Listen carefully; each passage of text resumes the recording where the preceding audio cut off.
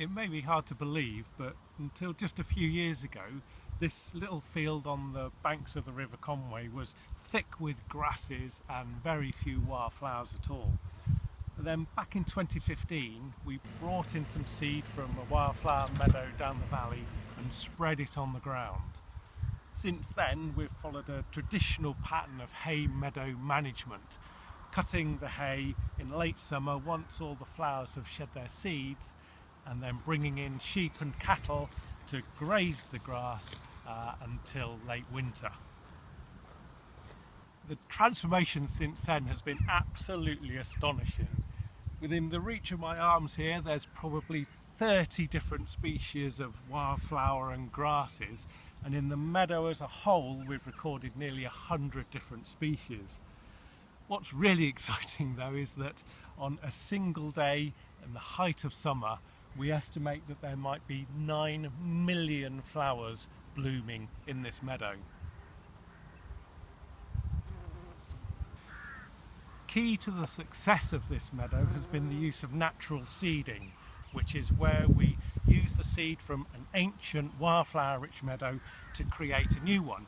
And there's a variety of ways in which you can do that. You can either take a cut of green hay and bring that fresh hay to the new site, which is packed full of all that wildflower seed, or you can use a brush harvester, which goes through a little machine that goes through and flicks all the seed up into a bag for you then to use. Or indeed there are some commercially available mixtures now that are harvested from named meadows.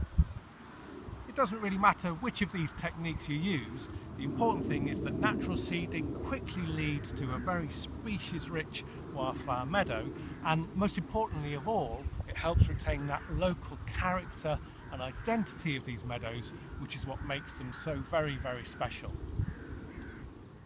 Now, every wildflower meadow is unique, and over time they kind of settle into their own rhythm with their own special wildflowers. And one of the special wildflowers in this meadow is this beautiful little rest harrow, which appeared out of nowhere a couple of years ago and has spread to form a really large patch where it's happy at the bottom of the meadow here. But perhaps most excitingly of all is greater butterfly orchid, which has appeared and flowered in this new meadow. Now, it's growing at the meadow where the seed was collected, and you almost think of it like a special gift from that meadow to its new daughter meadow here.